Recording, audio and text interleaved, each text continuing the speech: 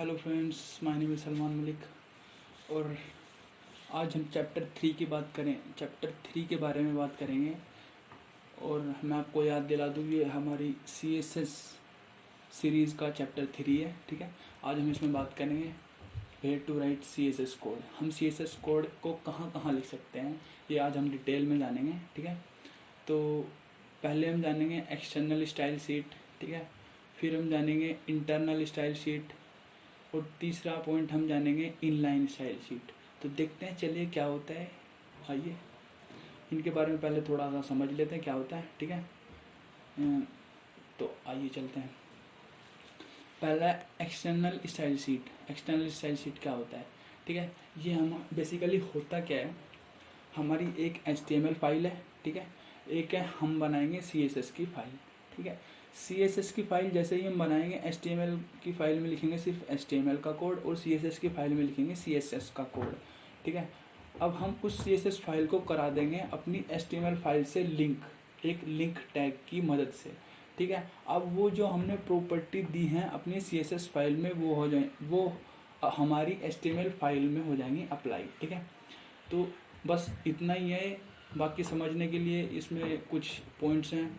This is separate file of CSS। ठीक है, CSS की एक सेपरेट फाइल होती है जिसका एक्सटेंशन .css होना चाहिए। ठीक है, it should contain only CSS code, उसमें सिर्फ CSS का कोड होना चाहिए जो हमारी सेपरेट फाइल हम बना रहे हैं। ठीक है, it can apply more than one HTML file. ये मोस्ट इंपॉर्टेंट पॉइंट है दोस्तों। जैसे कि हमें बहुत सारी HTML फाइल हमने क्रिएट की है। ठीक है, अब हमें उन पर कुछ सेम प्रॉपर्टीज़ अप्लाई करनी है। ठीक है, जैसे बैकग्राउंड कलर हो गया, फ़ॉन्ट कलर हो गया, और कुछ भी जो थोड़ी बहुत जो कॉमन प्रॉपर्टीज़ हमें रखनी है, हम क्या करेंगे, एक CSS फाइल बनाएंगे, वो सब प्रॉपर्टी उसमें डालेंगे, सारी प्रॉपर्टी उसमें डालेंगे, फिर उस CSS फाइल को करा देंगे सारी हमारी HTML फाइल से लिंक। तो सारी जो CSS की प्रॉपर्टी हैं वो हो जाएंगी सारी HTML फाइल्स पे अप्लाई।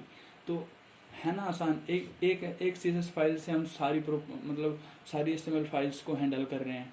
तो ये सही बात है इसकी। एक्सटर्नल स्टाइल शीट में ये हमें बेनिफिट्स है।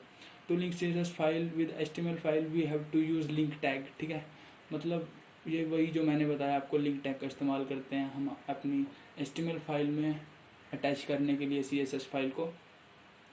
अब बात करते हैं सीधे सीधे इंटरनल स्टाइल शीट की। इंटरनल स्टाइल शीट क्या होता है? इंटरनल स्टाइल शीट नाम से समझ आ रहा है कि हमारी HTML फाइल में ही हम अपने CSS कोड को एम्बेड करेंगे। ठीक है, तो हम कहाँ करेंगे? CSS code must be in style tag. Style tag में लिखा जाएगा हमारा जो ये हमारा CSS का कोड है। ठीक है, and style tag must be in head tag. जो स्टाइल टैग होंगे वो हेड टैग में होंगे। ठीक है, सिंपल सी बात है। फिर सेकंड पॉइंट है, it is use when we have to design a page differently. Simple सी बात है, देखो जैसे हमें किसी HTML फाइल को एक डिज़ाइन करना है स्पेशली। ठीक है, हमें चाहिए कि उसमें कुछ एक्स्ट्रा इफेक्ट हो। ठीक है, स्पेशल दिखे वो थोड़ा, तो हम क्या करेंगे, उसमें इनलाइन स्टाइल शीट डाल देंगे थोड़े। मतलब उसी फाइल के अंदर हम हेड टैग में जाएंगे, हेड टैग के अंदर लगाएंगे हम स्टाइल टैग, फिर लगाएंगे स्टाइल टैग क्लोज, और स्टाइल टैग क्लोज के बीच में हम लिखेंगे अपना CSS का कोड। ठीक है, अब बात करते हैं हम इनलाइन स्टाइल शीट की। इनलाइन स्टाइल शीट आपको समझ आ रहा होगा कि इनलाइन बोले तो अपने HTML टैग है ना, जो उसी के अंदर हमने स्टाइल CSS का कोड घुसेड़ दिया है। ठीक है, जैसे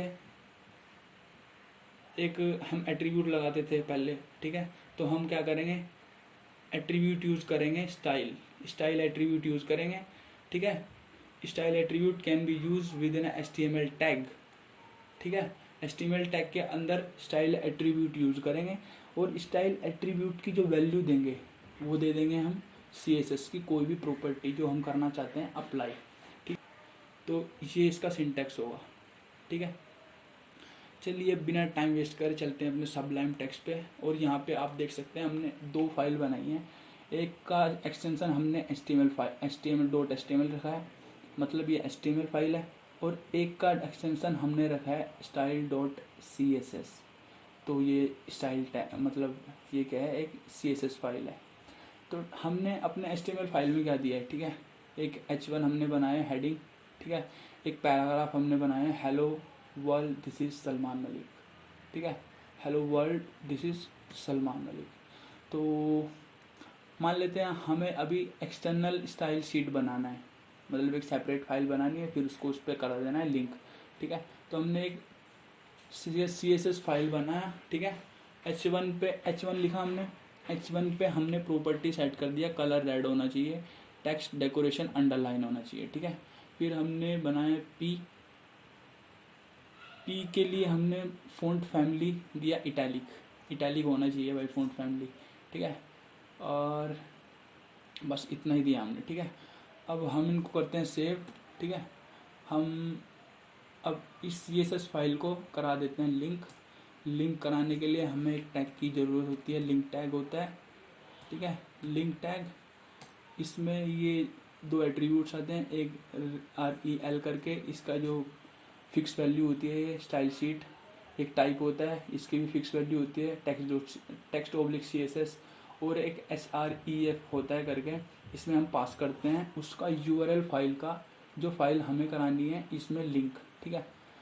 तो हमें एक CSS की फाइल को लिंक कराना है तो हम उसका URL देते हैं, ठीक है, style.css, ठीक है। हमने ये दिया, हमारी जो फाइल है ये सेम डायरेक्टरी में है, तो हमने सिर्फ इसका नाम लिख दिया है फाइल का, अदरवाइज़ हमें पूरा पाथ देना पड़ता है इसका, ठीक है। हम इसको Ctrl+S करते हैं, कॉपी फाइल पाथ करते हैं, कॉपी किया है उसको पेस्ट। और ये देखो दोस्तों, this is heading red colour में आ चुका है, अंडरलाइन आ चुका है, हमने 2 प्रॉपर्टी हेडिंग पे अप्लाई की थी, ठीक है। अब हमने इटैलिक किया था इसका जो फ़ॉन्ट था, ठीक है, इसका ये सब कुछ ठीक है। बाकी आप जितनी प्रॉपर्टीज़ ऐड करोगे उतना मतलब आपको डेकोरेटिव दिखेगा ये। तो ये था हमारा internal style sheet, sorry external style sheet.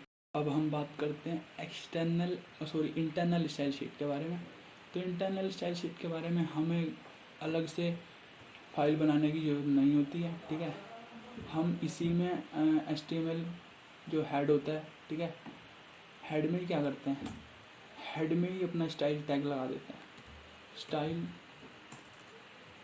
देखो, हमने इसी में स्टाइल टैग लगाया, ठीक है, और स्टाइल टैग क्लोज भी कर दिया, ठीक है। फिर हम इसमें लिख देते हैं H1 के लिए, H1 के लिए हम लिख देते हैं कलर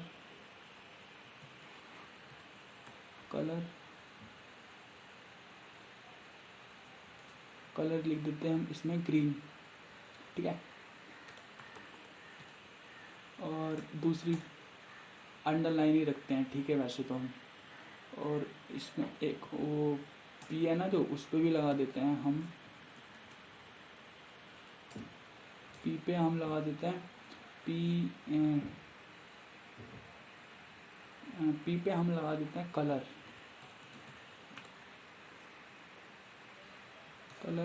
रेड, कुछ भी लगा सकते हैं आप। अभी तो मैं आपको समझाने के लिए बस इतना ही कर रहा हूँ, ठीक है।